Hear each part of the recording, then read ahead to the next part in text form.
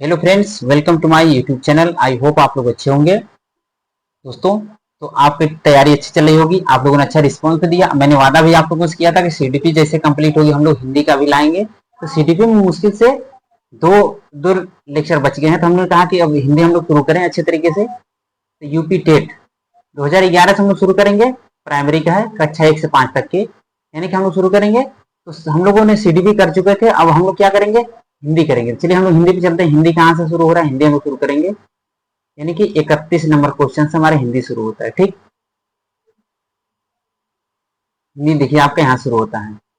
ठीक, हिंदी आपके यहाँ शुरू होता है। Language, Hindi language. आप उम्मीद होगी कि आप लोग अच्छे होंगे, स्वस्थ मत जबरदस्त होंगे। तो चलिए हम लोग इधर उधर की बातें ना करेंगे, मेन टारगेट रखेंगे हिंदी में भी 30 पे 30 करने की, और उसका एक्सप्लेन भी अच्छे तरीके से देखते चलेंगे और आराम से करने की कोशिश करेंगे। चलिए हम लोग शुरू करते हैं। पहला क्वेश्चन है, पहला क्वेश्चन हम लोग देखते हैं अच्छे तरीके से। देखिए लिखा है, यानी कि 31 से 33 तक। देखिए इसमें हम लोग अच्छे तरीके देखते चलेंगे। नीचे दिए गए शब्दों में दिए गए उनमें से आपको क्या प्रयुक्त उपसर्ग चुनकर लिखिए। अब लिखा है अपमान। पहला क्वेश्चन है, अपमान में कौन सा उपसर्ग है? तो अव, अप, उप, अपि, सॉरी अति। तो देखिए आपका ऑप्शन डी राइट होगा, यानी कि अप जो उपसर्ग मतलब आगे प्रत्यय मतलब पीछे। तो ये चीज आपको देखने को मिलेगा। चलिए आगे बढ़ेंगे, थोड़ा एक्सप्लेन पर हम लोग चलते हैं। बहुत इंपॉर्टेंट होने वाला है लेक्चर, क्योंकि हिंदी से अच्छा खासा बढ़िया आप नंबर ला सकते हैं। हिंदी में भी आपको डाउट नहीं रहेगा। तो डी ऑप्शन सही है आपका। देखिए इसको समझते हुए चलेंगे। अब करें, अपमान शब्द में अप उपसर्ग का प्रयोग हुआ है। उपसर्ग उस शब्दांश या अव्यय को कहते हैं जो किसी शब्द के पहले आकर उनका विशेष अर्थ प्रकट करे। मतलब पहले यानी उसके आगे आकर, जैसे अप का, जैसे अप लगाए देखिए, अपशब्द, अपहरण, अपराध, अपकार।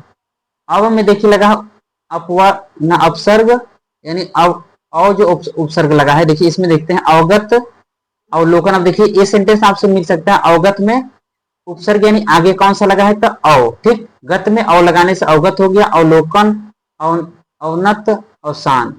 अति उपसर्ग लगाने से अति। देखिए अतिकाल, अतिरिक्त, अतिशय, अत्याचार। उप लगाने से देखिए उपकार, उपकूल, उपदेश, उपासना। तो ये सब क्या है, उपसर्ग हैं जो आगे लगते हैं। ठीक, यानी चारों ऑप्शन आपको अच्छे से समझ में आ गए। चलिए आगे बढ़ेंगे हम लोग।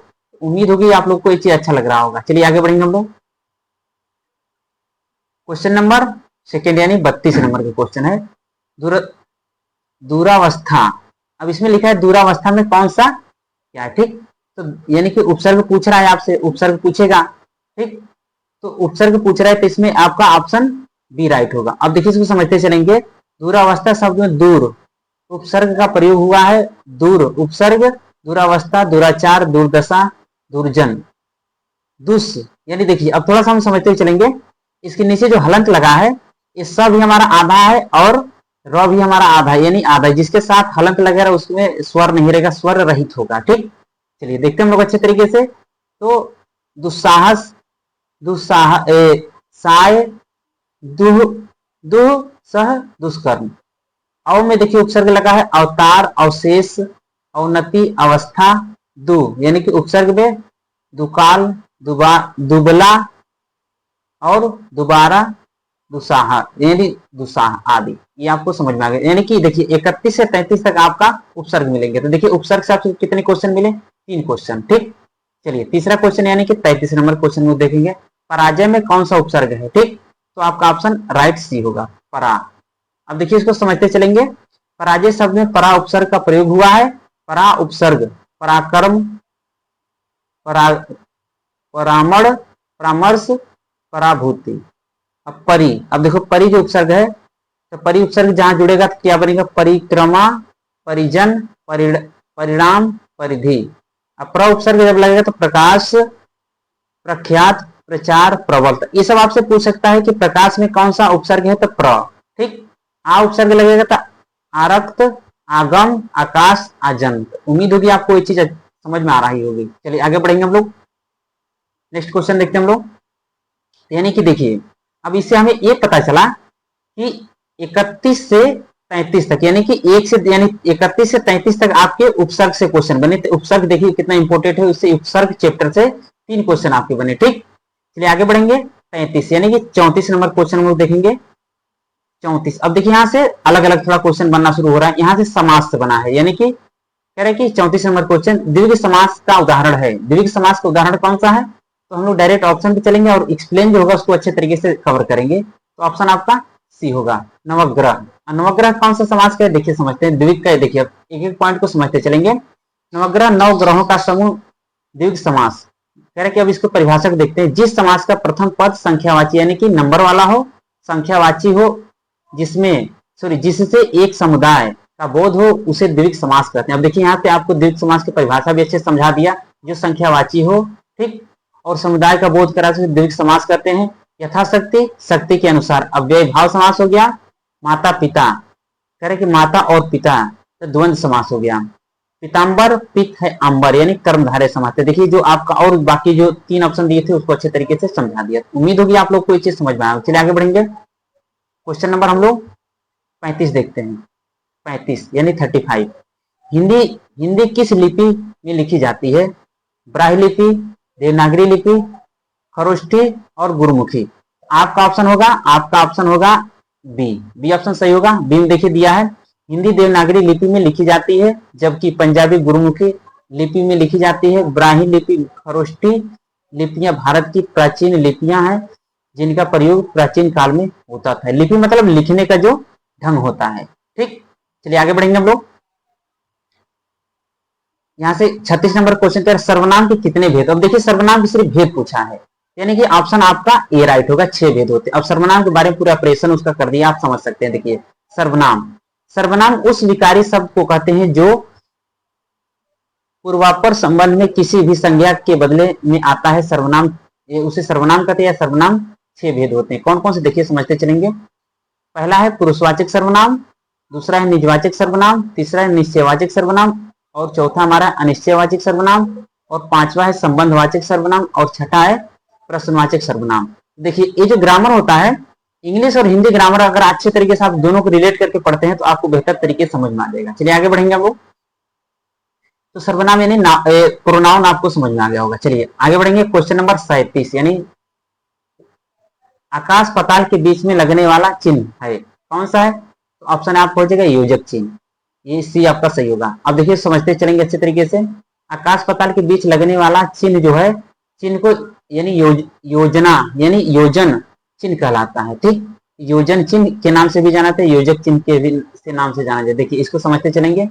अल्प विराम और विस्मयादिबोधक और उद्धरण चिन्ह, पूर्ण विराम और प्रश्नवाचक, ये आपका ये पूरे एक्सप्लेन कर दिया। उम्मीद होगी आपको समझ में आ रहा होगा। चलिए आगे बढ़ेंगे हम लोग। अगले क्वेश्चन देखते हैं। क्वेश्चन नंबर यानी 37 हो गया। 38, क्वेश्चन नंबर 38 को देखते हैं हम लोग। यह नई साड़ी वाक्य में नई शब्द क्या है? यानी कि नई साड़ी इसमें वाक्य में क्या है? देखिए आपका होगा ये विशेषण होगा, राइट ऑप्शन डी होगा। विशेषण क्या होता है समझते चलेंगे। देखिए कह रहे कि यह नई साड़ी वाक्य में, कह रहे कि नई साड़ी वाक्य में नई शब्द विशेषण है जो संज्ञा सर्वनाम की विशेषता बताए, उसे विशेषण यानी विशेषण कहते हैं। जबकि यह सर्वनाम तथा नई साड़ी शब्द का विशेषण है। उम्मीद होगी आपको समझ में आया होगा। चलिए आगे बढ़ेंगे हम लोग। ये विशेषण से क्वेश्चन बना आपका, ठीक।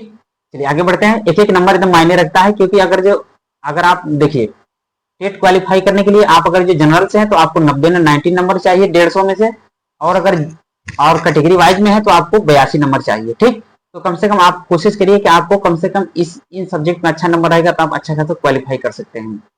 तो नीचे दिए गए विकल्पों में से तत्सम शब्द का चयन कीजिए। अब देखिए तत्सम और तद्भव, तो ये सब देखिए आपका ऑप्शन हो जाएगा ए।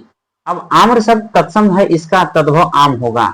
जबकि दूध, दही, दूध, शहीद, खिड़की आदि तत्सम तद्भव है, दूध का तत्सम दुग्ध होगा। तो आई होप आप लोग को समझ में आया हो। चलिए आगे बढ़ेंगे हम लोग। क्वेश्चन नंबर 39 हो गया। अब हम लोग देखते हैं क्वेश्चन नंबर 40 को देखते चलेंगे हम लोग। क्वेश्चन नंबर 40 को हम लोग देखेंगे। दिए गए विकल्पों में से तद्भव शब्द का चयन कीजिए। तत्सम तद्भव बहुत इंपॉर्टेंट है, इसमें देखिए क्वेश्चन आपको मिलेगा। बैंक, अमीर, अग्नि, मुंह, इसमें देखिए क्या पूछा है? तद्भव, ठीक। तद्भव जो पूछा था इसका आपका ऑप्शन डी होगा, यानी मुंह तद्भव शब्द है, इसका तत्सम मुख होगा। जबकि अग्नि तत्सम है, इसका तद्भव आग होगा। अमीर अरबी शब्द है। देखिए अब एक क्वेश्चन आपसे भी बन सकते हैं कि अमीर कौन सा शब्द है, अरबी शब्द, तो बैंक क्या है, अंग्रेजी शब्द। आई होप आप लोग को समझ में आया होगा। चलिए आगे बढ़ेंगे हम लोग। तो देखिए हिंदी, लोग कहते हैं कि हिंदी बहुत इजी है, लेकिन हिंदी इजी नहीं, आप अच्छे तरीके से नहीं पढ़ेंगे तो कंफ्यूज होकर के गलत करके चले आएंगे। चलिए आगे बढ़ेंगे हम लोग। चलिए क्वेश्चन नंबर 41 को देखते हैं हम लोग। निम्नलिखित में से कौन सा शब्द सूर्य का पर्यायवाची नहीं है, इसमें निगेटिव पूछा है। तो आपका ऑप्शन डी होगा, यामिनी। यामिनी, अब डी को हम लोग समझते चलेंगे। यामिनी रात्रि का पर्यायवाची एक किसका है, रात्रि का।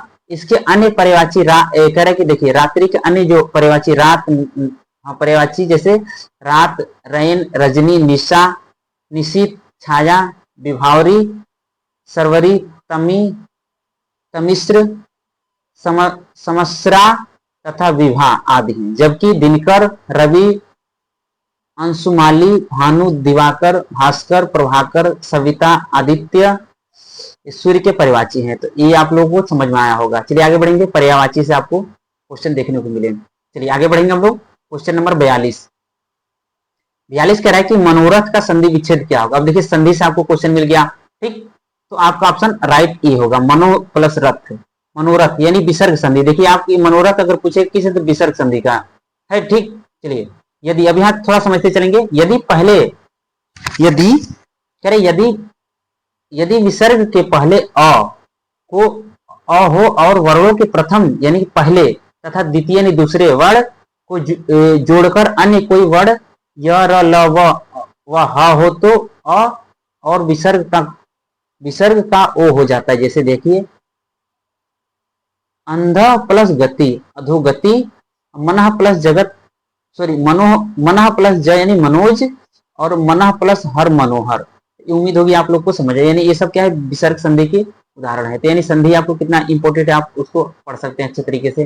रिवीजन आप करते रहे और अच्छे तरीके से देखिए संधि से। अब देखिए यहाँ पे आपका मिल गया दूसरा क्वेश्चन संधि से। विद्यार्थी 43 नंबर क्वेश्चन देखेंगे, विद्यार्थी उदाहरण है किस संधि का। तो आपका ऑप्शन हो जाएगा डी, दीर्घ स्वर संधि का। अब इसको समझते चलेंगे। कह रहे कि दीर्घ स्वर संधि का उदाहरण है, यदि प्रथम शब्द के अंत में ह्रस्व यानी कि ह्रस्व या दीर्घ यानी छोटा छोटा और बड़ा हो तो कोई वर्ण एक हो जाए, द्वितीय शब्द के आदि प्रारंभ में उसी के समान हो जाता है। देखिए थोड़ा सा हम लोग ज्यादा परिभाषा पर नहीं जाएंगे, हम लोग मेन उदाहरण से देखेंगे अच्छे तरीके से, एग्जाम्पल समझते चले जाएंगे, थोड़ा समझते चलेंगे। देखिए देव प्लस अंत यानी छोटा, इसमें भी ह जो है उसमें आपका छोटा छिपा हुआ है, इसमें देखिए आपका बड़ा मात्रा हो गया, देहांत हो गया, ठीक। ये सब क्या है, किस चीज किस संधि के उदाहरण है, सब आपके दीर्घ स्वर संधि के एग्जाम्पल हैं, ठीक।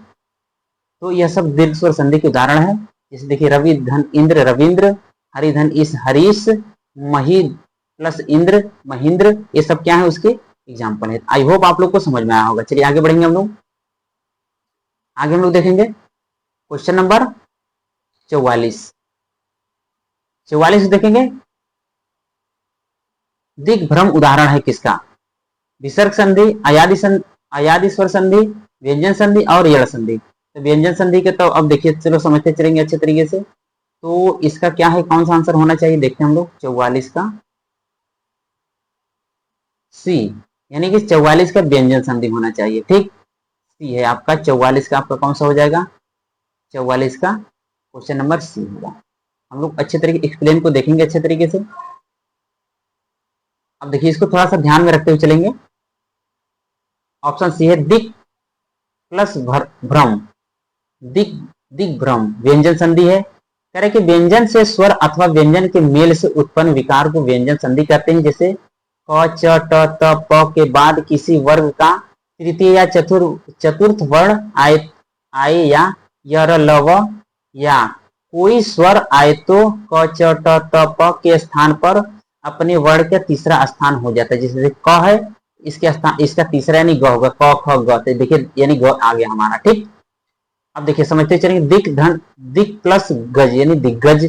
क का देखिए तीसरा स्थान, तीसरा आ गया ग, डबल हो रहा है। षष्ठ प्लस सट प्लस आन, सडान। अप प्लस धीर, अवधि। इस तरीके से आप एग्जाम्पल को देख सकते हैं। चलिए आगे बढ़ेंगे हम लोग। उम्मीद होगी आप लोग को अच्छा लग रहा होगा। चलिए कमेंट करते रहे आप लोग, आगे हम लोग बढ़ेंगे और आप लोग कमेंट भी करते रहें। चलिए 45 नंबर क्वेश्चन देखिए, बिल्ली छत से कूद पड़ी कौन सा कारक है। देखिए कारक से आपका क्वेश्चन बन गया, ठीक, तो आपका ऑप्शन डी होगा, राइट आपका डी होगा। देखिए कारक को थोड़ा समझते चलेंगे। बिल्ली छत से कूद पड़ी, वाक्य में अपादान कारक है। संज्ञा के जिस रूप से पृथक यानी अलगाव का बोध हो उसे अपादान कारक कहते हैं। देखिए आप पूरा अच्छे तरीके से आपके यहाँ पे देखिए उसके ऑप्शन के साथ साथ आपको अच्छे तरीके से कारक पूरा अच्छे से मिल गया। देखिए कारक और विभक्ति, कर्ता ने कर्म को करण से संप्रदान के लिए अपादान यानी पृथक होगा। और देखिए करण में भी से है और अपादान में भी से, लेकिन हमको उसके भाव से समझना पड़ेगा। इसमें देखिए इसमें अलगाव का दिया है, संबंध काके की रारे री नाने नी ये सब मिलेगा। अधिकरण में पर और संबोधन में हे जो अरे अजी अरा ये सब आपको देखने को मिलेंगे। उम्मीद होगी आप लोग को समझ में आया होगा। चलिए आगे बढ़ेंगे हम लोग क्वेश्चन नंबर 46। क्वेश्चन नंबर 46 को हम लोग देखेंगे। क्वेश्चन नंबर 46 कह रहे नीचे लिखे वाक्यों के लिए एक शब्द बताइए जो शब्द शुद्ध में स्थिर रहता, मतलब सॉरी जो युद्ध में स्थिर रहता है। समझ आते हैं थोड़ा सा। युद्ध में यानी युद्ध में कौन स्थिर रहता है, तो इसका आपका होगा युधिष्ठिर। आप ऑप्शन ई सी आपका राइट होगा। आप समझते हैं थोड़ा सा अच्छे तरीके से। जो युद्ध में स्थिर रहता हो युधिष्ठिर, जिसने यश प्राप्त किया हो उसे यशवी, जो अश्व की सवारी करता हो अश्वारोही, जो सत्य के साथ आग्रह करता हो उसे सत्याग्रह। आई होप आप लोग को समझ में आया होगा। चलिए तो देखिए एक ऑप्शन के साथ साथ हम लोग तीनों ऑप्शन को अच्छे तरीके से समझ गए और यहाँ से क्वेश्चन बन सकते हैं। तो प्रीवियस कितना इंपॉर्टेंट है आप लोग उसको इससे अंदाजा लग गया होगा आप लोगों को। चलिए थोड़ा समझते हुए चलेंगे। क्वेश्चन नंबर हम लोग देखेंगे 47। सैसव कहते हैं किसे, तो हम लोग डायरेक्ट ऑप्शन पे चलेंगे। ऑप्शन बी है आपका, जो शिव की उपासना करता हो शैव कहते हैं, सॉरी शैव। अब देखिए जो शिव की उपासना करते हैं उन्हें शैव कहा जाता है, तथा जो विष्णु की उपासना करते हैं उसे वैष्णव कहा जाता है। हो सकता है कि आपके पेपर में विष्णु पूछ दिया जाए। ठीक, तो चलिए ये सब आप लोग अच्छे तरीके ध्यान दीजिएगा। आगे हम लोग बढ़ेंगे। Question number 48। वाचाल कहते हैं, वाचाल कहते हैं किसको, तो हम लोग ऑप्शन आपका राइट सी होगा। वाचाल मतलब देखिए जो बहुत बोलता है, जो बहुत ज्यादा बोलता है उसे वाचाल कहते हैं। अब यहाँ से कंफ्यूजन नहीं होगा, जो बहुत चलता है ये आप दिमाग ज्यादा मत लगाइएगा, थोड़ा सा अच्छे तरीके से पढ़ेंगे तो अच्छा होगा क्वेश्चन। चलिए आगे बढ़ेंगे हम लोग। Question number 49। श्याम धीरे धीरे चलता है, तो धीरे धीरे शब्द कौन सा है, क्रिया विशेषण विशेषण। चलिए आगे हम बढ़ेंगे। तो इसका 49 का ऑप्शन आपका कौन सा हो जाएगा, बी आपका ऑप्शन सही होगा। चलिए समझते चलेंगे आगे अच्छे तरीके से। श्याम धीरे धीरे चलता है, धीरे धीरे शब्द क्या है, क्रिया विशेषण है। ठीक, अब इसको अच्छे तरीके से आप देख सकते हैं। चलिए आगे बढ़ेंगे हम लोग। क्वेश्चन नंबर 50 से 52 तक जो दिया है इसको थोड़ा सा समझते चलिए। इसमें देखिए वर्तनी के अनुसार शुद्ध शब्द हमें चयन करना है, यानी कि 50 51 52 हम लोग यानी कि देखिए यानी कि शुद्ध यानी कि वर्तनी से भी आपको 2 क्वेश्चन देखने को मिलेंगे। ठीक, यानी कि 2 क्वेश्चन। चलिए हम देखते हैं हम लोग अच्छे तरीके से। कह रहे कि इसके अनुसार शुद्ध कौन है, तो ऑप्शन आपका ए होगा। आपका ऑप्शन ए होगा आनुषंगिक शब्द वर्तनी की दृष्टि से शुद्ध है, अन्य सभी विकल्प असंगत यानी कि अशुद्ध है। ठीक, तो कभी कभी ये होता है कि हम लोग लिखते कुछ और है, अशुद्ध हिंदी के माध्यम से कुछ और रहता है, तो हम लोग इसको ध्यान में रखना अच्छे तरीके से। ठीक है, बताइए ये सब अगर गलत होगा तो हम लोग कितना अच्छे तरीके से ध्यान नहीं देंगे, इसलिए गलत हो जाएगा। 51 नंबर क्वेश्चन कर रहा है कि इसमें कौन सा शुद्ध है, इसको देखेंगे। तो आपका ऑप्शन आपको कौन सा होगा, ये शुद्ध ही चुनना है, तो आपका ऑप्शन बी होगा अंताक्षरी। अंत्याक्षरी अंत्याक्षरी शब्द वर्तनी की दृष्टि से शुद्ध, अन्य सभी विकल्प क्या है, अशुद्ध हैं। ठीक, यहाँ में ज्यादा एक्सप्लेन नहीं ध्यान, क्योंकि इसमें देखिए ज्यादा बस डायरेक्ट हमें क्वेश्चन पे ही चलना है। इसमें देखिए आपका ऑप्शन ये सही है सुषमा। सुषमा शब्द वर्तनी की दृष्टि से क्या है, शुद्ध है, बाकी सब अशुद्ध हैं। आगे हम लोग बढ़ेंगे। अब देखिए तो यानी वर्तनी वाला भी पढ़ना बहुत जरूरी है। हम लोग देखेंगे क्वेश्चन नंबर 53। कह रहे कि निर्देश दिए 53 से 55 नीचे कुछ शब्द दिए गए हैं, प्रत्येक शब्द के प्रयुक्त प्रत्यय विकल्पों में चुनिए। यानी अब वही आप लोगों ने क्या पढ़ा, उपसर्ग पढ़ा। अब देखिए प्रत्यय से कितने क्वेश्चन बनेंगे हम लोग देखते चलेंगे। ठीक, 53 नंबर क्वेश्चन है घुमक्कड़। में कौन सा प्रत्यय है? प्रत्यय इसमें यानी पीछे। अब देखिए इसका ऑप्शन आपका हो जाएगा बी, अक्कड़। कह रहे कि देखिए समझते चलेंगे, घुमक्कड़ शब्द में अक्कड़ प्रत्यय प्रयुक्त हुआ है। अक्कड़ प्रत्यय पियक्कड़, बुझक्कड़, उदक्कड़, घुमक्कड़, कह रहे कि आक प्रत्यय से बना है। जैसे अब देखिए आक प्रत्यय से कौन कौन बनेगा? आक प्रत्यय से देखिए कौन बनेगा? ये आपका इसमें इसके अनुसार आपका घुमक्कड़ वाले में आपका ऑप्शन बी है। और देखिए और भी जो 3 ऑप्शन दिया उसको हम देखेंगे। आक से तैराक, उड़ाक, पैराक। ऊ से ऊ प्रत्यय जोड़ने से खाऊं, चालू, लागू, बिकाऊ। और ओड़ा जो आक लिखा है यहां से देखते हैं हम लोग, भगोड़ा, हसोड़ा, चटोरा, बटोरा। अब देखिए आक प्रत्यय लगा है, यानी ए बी ए, आपको ए आपका ऑप्शन वाला जो ए है, तो उम्मीद होगी आप लोग को ये चीज समझ में आया होगा। चलिए आगे बढ़ेंगे हम लोग।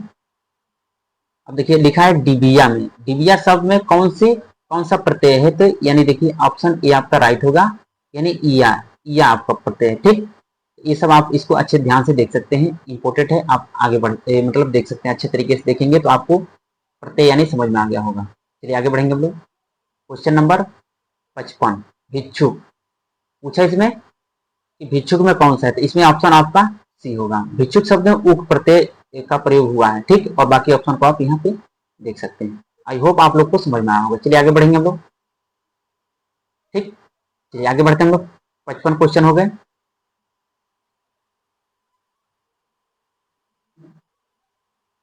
पचपन 56 नंबर क्वेश्चन देखते हैं। निम्नलिखित में कौन सा एक शब्द बादल का पर्यायवाची है? तो ऑप्शन आपका ए होगा, आपका ए, ऑप्शन ए नीरद। बादल शब्द का पर्यायवाची शब्द नीरद है। बादल के अन्य पर्यायवाची जैसे मेघ, घर, अब्र, जिमूत, वारिधर, ये सब आपके दिए हैं। ठीक, और जलधर, ये सब जितने हैं सब क्या है? बादल के पर्यायवाची। ठीक, चलिए और भी इसमें दिया है देखिए, और भी अम्बुज हो गया, नीरज हो गया, ये सब आप देखिए, इसको देखते हैं अच्छे तरीके से। ठीक, ये सब आप ध्यान से देख सकते हैं, इंपोर्टेंट है। ठीक, चलिए आगे बढ़ेंगे हम लोग। चलिए आगे बढ़ेंगे हम लोग। Question number 57। क्वेश्चन नंबर 57 को हम देखेंगे, इंद्रियों को जीतने वाले के लिए एक शब्द क्या है? तो ये आपका हो जाएगा जितेंद्रिय, ऑप्शन डी सही होगा। इंद्रियों को जीतने वाले को जितेंद्रिय, दूर तक सोचने वाले को दूरदर्शी, और बहुत तेज बुद्धि वाला व्यक्ति क्या कहता है? कुशाग्र बुद्धि। और किसी काम को चित्त लगाकर करने वाले को सचित बोलते हैं। उम्मीद होगी आप लोग को ये चीज अच्छा लगा होगा। चलिए आगे बढ़ेंगे हम लोग। Question number 58। 58 का राइस में आह आप आ गए वाक्य में आह शब्द क्या है? संज्ञा, सर्वनाम, अव्यय, विशेषण। ये आपका अव्यय है, ऑप्शन सी सही होगा। ठीक, चलिए हम लोग थोड़ा सा समझते चलेंगे, एक्सप्लेन को भी देखेंगे, क्योंकि यहाँ से क्वेश्चन बनने के आपके चांस हैं। देखिए यहाँ लिखा है आह आप आ गए वाक्य में आह शब्द क्या है? अव्यय। ऐसे शब्द को कहते हैं जिसके रूप में लिंग, वचन, पुरुष, कारक इत्यादि के कारण कोई विकार उत्पन्न नहीं होता है, उसे अव्यय कहते हैं। अब संज्ञा क्या होता है? देखिए संज्ञा उस विकारी शब्द को कहते हैं जिससे किसी विशेष वस्तु, भाव और जीव का नाम का बोध, उसे संज्ञा कहते हैं। सर्वनाम क्या होता है? जो संज्ञा की जगह पर प्रयोग किया जाता है। विशेषण क्या होता है? देखिए जो संज्ञा सर्वनाम की विशेषता बताए उसे विशेषण कहते हैं। किसी विशेषता बताई जाए वह विशेष होता है, कहलाता है। आई होप आप लोग को समझ में आएगा। चलिए आगे बढ़ेंगे हम लोग। क्वेश्चन नंबर 59 यानी कि 59 को देखते हैं हम लोग। निम्नलिखित में से पुल्लिंग शब्द कौन सा है? अब पुल्लिंग पूछा तो हम लोग डायरेक्ट इस पे चलेंगे, यानी पानी।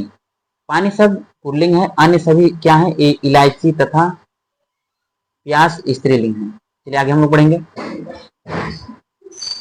नदी, इलायची और प्यास के साथ क्या है? स्त्रीलिंग है। आगे बढ़ेंगे हम लोग। क्वेश्चन नंबर 60 को देखेंगे हम लोग। पवन का संधि विच्छेद है। अब देखिए इतना अच्छे तरीके पढ़ेंगे तो आपको समझ में आएगा, यानी कि ऑप्शन सी सही होगा। ओ प्लस आन यानी पवन, अयादि स्वर संधि का एक एग्जाम्पल है। यदि ए, आई, ओ और ओ के बाद कोई भिन्न स्वर यानी अलग स्वर आए तो ए का आई और ओ का औ हो जाता है, आओ हो जाता है। ठीक, अब देखिए यहाँ पे एग्जाम्पल इसका दिया है। ने प्लस एन नयन, नय प्लस अक नायक, और श्रय प्लस अन यानी श्रावण। आई होप आप लोग को समझ में आया होगा। चलिए आगे बढ़ेंगे हम लोग। ये था आपका 60 क्वेश्चन, ठीक। उम्मीद होगी आप लोग को समझ में आया होगा। तो ये था हिंदी का, यानी कि 30 क्वेश्चन था, यानी 60 नंबर 61 से हमारी हिंदी शुरू तो इंग्लिश शुरू हो जाती है। तो उम्मीद होगी यह चीज आप लोग को अच्छा लगा होगा। ये हिंदी का है, अच्छे तरीके से आप हिंदी से भी अच्छा खासा स्कोर कर सकते हैं। कुछ सब्जेक्ट ऐसे हैं जो आप अच्छा खासा स्कोर करके आप बढ़िया से आराम से पास हो सकते हैं, ठीक। ये हिंदी का था, आपको कैसा लगा आप लोग कमेंट करके जरूर बताएं, और कमेंट भी करते रहें, ठीक। तो ये हिंदी का था 30 क्वेश्चन, ठीक। आई होप आप लोग को अच्छा लगा होगा। हिंदी ग्रामर भी अच्छे तरीके से आपको आना चाहिए, ठीक। तो सेशन कैसा लगा आप लोग कमेंट करके जरूर बताएं। ये 2011 का यानी कि प्राइमरी का था, ठीक। तो उम्मीद होगी आप लोग को अच्छा लगा होगा। तो चलिए अब हमें इजाजत दीजिए।